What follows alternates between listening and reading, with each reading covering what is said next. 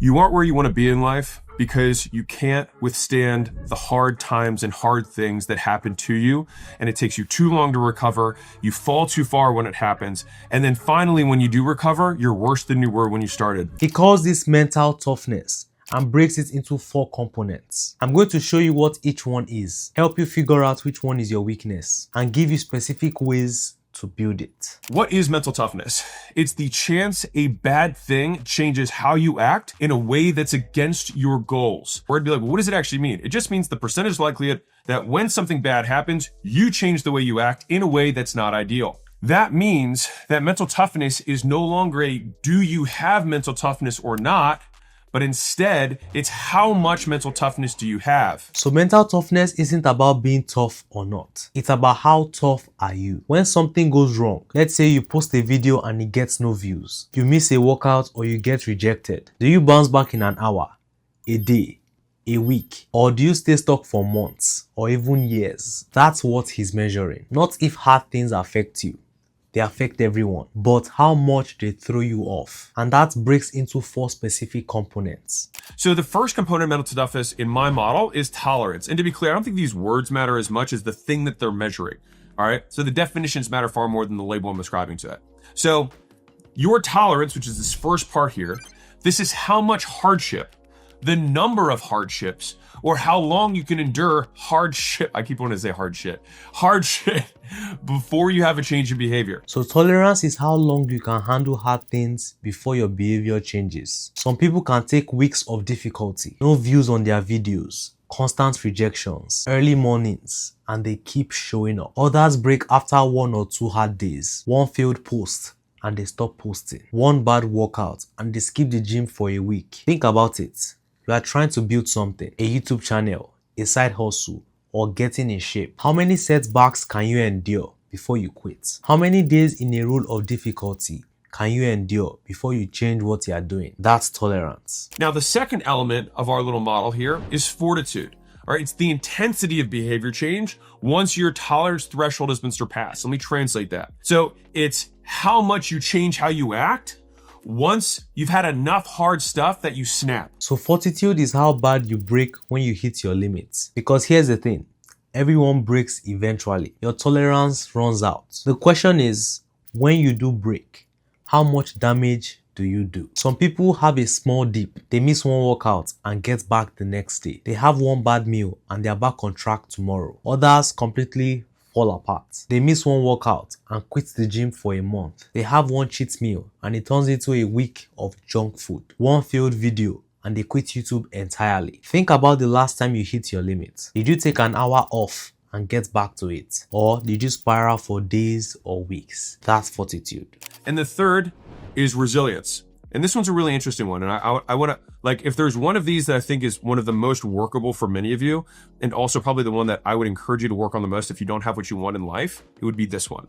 So after a change in behavior has occurred from a bad thing, how long it takes you to return to a new baseline. So resilience. And Hormozi says this is the most important one. Resilience is how fast you recover after a setback. You can have high tolerance and high fortitude. But if your resilience is low, you stay stuck forever after one thing finally gets through. Some people bounce back in hours. Something bad happens. They feel it for a bit, then they are back to work. Others stay stuck for weeks or months. One setback and they are still thinking about it, still affected by it, still letting it change their behavior. Here's the insight.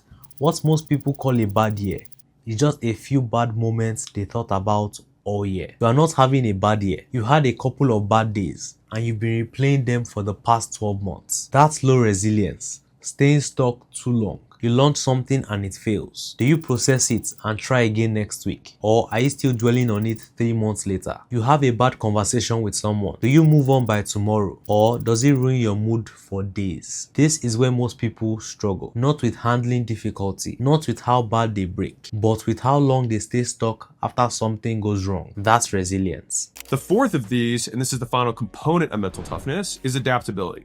So how your new baseline compares to your old baseline.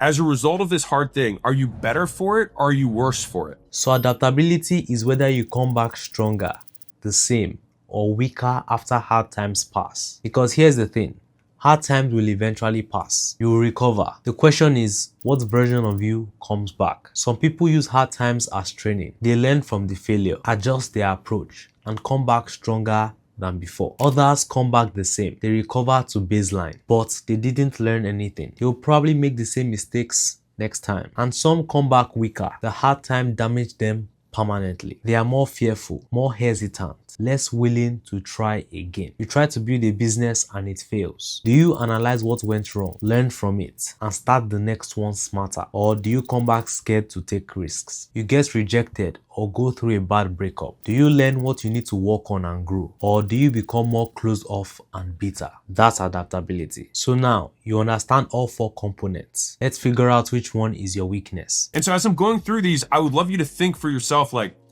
okay, am I high? Do I have high tolerance? Do I have medium tolerance? Do I have low tolerance? Because none of us is perfect. And so we can always, if we can start measuring the components of mental toughness for our own behavior, it means we begin the process of being able to improve it. So which one is your weakness? Here's how to figure it out. Think about your last few setbacks, times you quit or fell off track. If you quit almost immediately when it got hard, you are probably weak in tolerance. If one setback completely derails you for weeks, you are probably weak in fortitude. If you eventually got back on track, but it took forever, you are probably weak in resilience. If you came back more fearful and hesitant than before, you are probably weak in adaptability. Be honest with yourself. You probably already know which one you struggle with most. And here's how to build it. I'll give you tactics for each component, but pick one to focus on.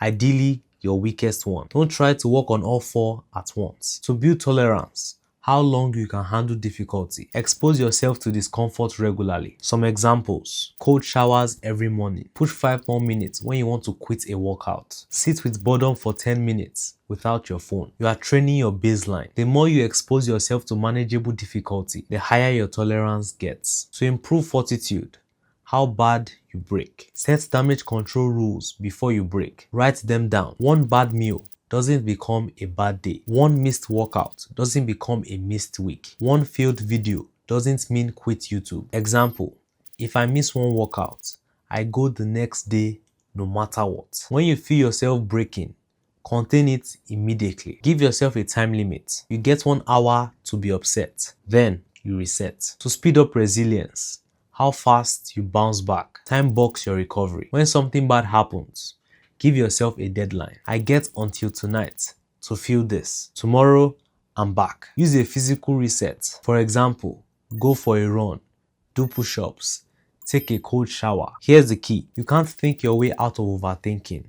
You have to act your way out. And when you're ready to move forward, don't think about the whole goal. Just identify the next single action and take it. To ensure adaptability, coming back stronger. After something bad happens, ask yourself, what did this teach me and how am I going to apply it moving forward? Don't let hard times be random suffering. Extract the lesson immediately while it's fresh. Don't wait to feel better first. Compare yourself to your past self, not others. How would you have handled this 6 months ago? If you're handling it better, you are adapting. Pick one component, pick one tactic, start there. If you want to learn how to stay consistent once you understand this, even when you don't feel like it, watch this next. Remember, the path is yours to walk.